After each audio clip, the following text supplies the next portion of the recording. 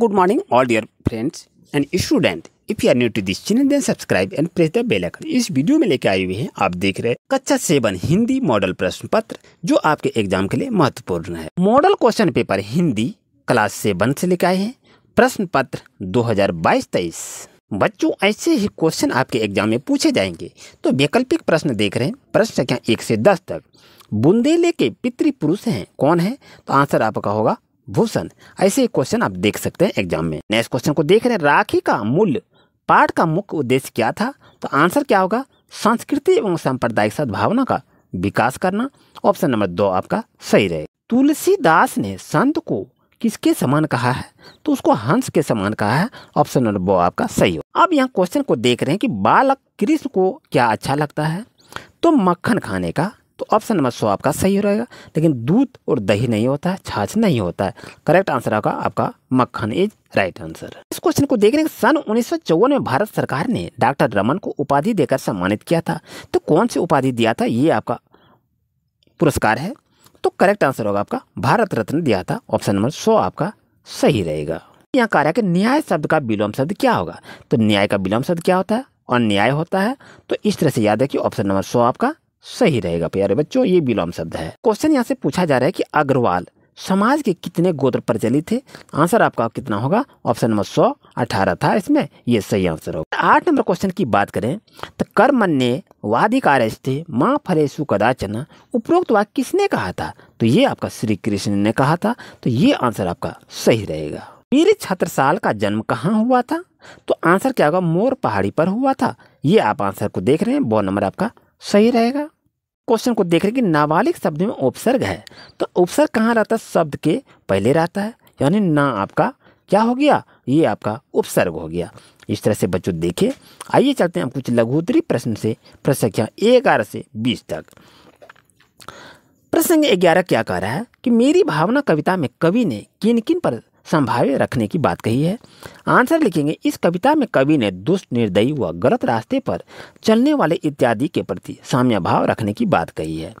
Next question को देख रहे हैं, पचमढ़ी में कौन कौन से दर्शनीय स्थल हैं?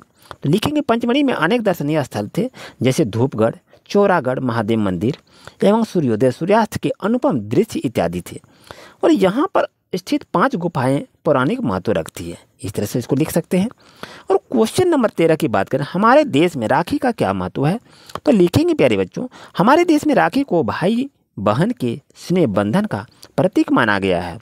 सुरक्षा सूत्र को पहनकर भाई बहन की रक्षा का संकल्प करता है। भरपूर वर्षा कब होती है? क्वेश्चन नंबर 14 को देख रहे हैं, जब कल से कलश का पानी गर्म हो, चिड़िया धूल में नहाए तथा चींटी अंडा लेकर चले तो भरपूर वर्षा होने की संभावना जता रही है। ये आपको बताया गया कहानी में।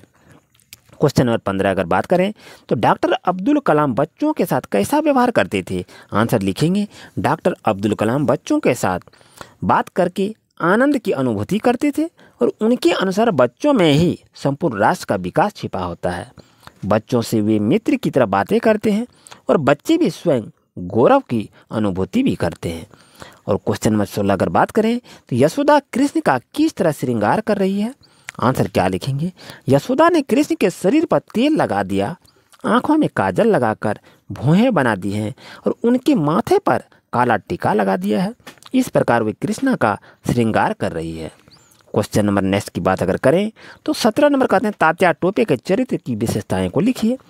आंसर क्या लिखेंगे, तात्या लक्ष्मीबाई के एक सहयोगी हैं। वे प्रथम स्वतंत्रता संग्राम 1857 ईस्वी में सेनानी थे। वे मातृभूमि की सुरक्षा और स्वराज की नींव का आधार हैं। वे निर्भीक होकर शत्रु से लोहा लेते थे और ये लोहा लेते रहे।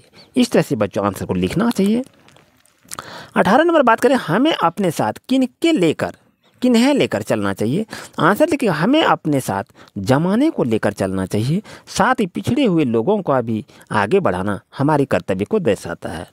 क्वेश्चन नंबर 19 की बात करें तो डॉक्टर रमन की क्या अभिलाषा थी? लिखेंगे, डॉक्टर रमन की अभिलाषा थी कि हमारा देश वैज्ञानिक खोजों के मामले में अपने पैरों पर खड़ा हो जाए और हमें विदेशों का मुंह न ताकना पड़े। इस तरह से लिखेंगे।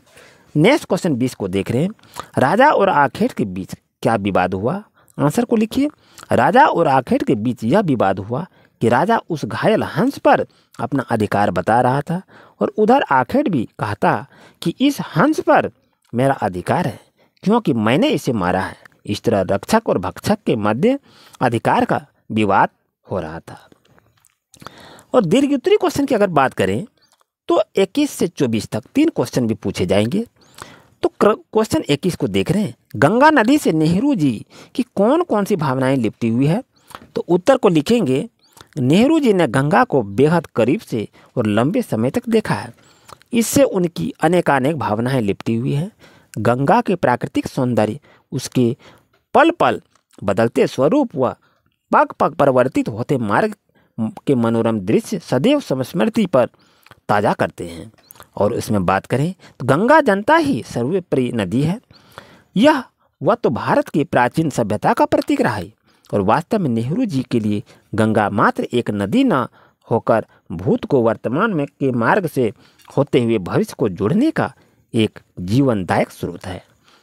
इस तरह से बच्चों क्वेश्चन को लिखने का प्रयास करेंगे। क्वेश्चन नंबर 22 की बात करें तो सुभाष चंद्र बोस ने लोकमान्य तिलक को विश्व महापुरुषों की प्रथम पंक्ति में स्थान मिलने की सिफारिश क्यों की। तो आंसर लिखेंगे, सुभाष चंद्र बोस ने सिफारिश की कि लोकमान्य तिलक को विश्व के महापुरुषों की प्रथम पंक्ति में स्थान मिले हैं क्योंकि लोकमान्य तिलक प्रतिकूल और शक्तिहारी वातावरण में भी गीता भाष्य जैसे महान दर्शन की रचना कर सके। उनके प्रकांड पांडित था, प्रबल इच्छा शक्ति थी, उनमें साधना की गहराई और सहनशीलता थी। वे भौतिक क्षमतामान एवं संघर्ष शक्ति को संयुक्त थे। उन्होंने बंदीगिरी के अंधकारमय दिनों में अपनी मातृभूमि के लिए गीता भाष्य जैसे अतुलनीय ग्रंथ की भी रचना भेंट स्वरूप प्रस्तुत की। इस तरह से बच्चों आंसर को लिखे। तो कैसा लग रहा है? अगर अच्छा लग रहा है तो लाइक अवश्य कीजिए और चैनल से जुड़कर अपनी पढ़ाई को जारी रखिए। नेक्स्ट क्वेश्चन की अगर बात करें तो छोटे जादूगर का खेल उस दिन क्यों नहीं जमा हुआ। तो इसका आंसर लिखेंगे, छोटे जादूगर का खेल उस दिन इसलिए जमा नहीं हुआ क्योंकि उसे अपनी बीमारी की दशा सताई जा रही थी। साथ ही उसे माँ के कहे शब्द बार बार उनके मस्तिष्क में कौंध रहे थे कि वह जिस दिन जल्दी लौटकर आ जाएं क्योंकि उनकी घड़ी समय भी आ रही थी। क्वेश्चन की बात करें तो राघवा द्वारा आक्रमण किए जाने पर अहिल्याबाई ने क्या किया। लिखेंगे, पेशवा राघवा द्वारा आक्रमण किए जाने पर अहिल्याबाई ने तुकोजी को पेशवा राघवा से युद्ध करने के लिए भेजा और पेशवा राघवा के लिए एक पत्र लिखा और इस पत्र में लिखा कि उनके पूर्वजों के राज्य को हड़पने का सपना ना देखे। वह स्वयं नारी सेना लेकर युद्ध करेगी और नारी द्वारा हराए जाने का अपयश मिलेगा। यदि उसने विजय भी प्राप्त की तो उसके मुख पर एक विधवा के राज्य को हड़पने की कारिख लगेगी और पेशवा पर इस बात का प्रभाव पड़ा और वह बिना युद्ध किए ही लौट गया। बच्चों इस तरह से और क्वेश्चन चाहिए तो कमेंट करें। मिलते हैं नेक्स्ट क्लास में। वीडियो को शेयर बच्चों जरूर करें।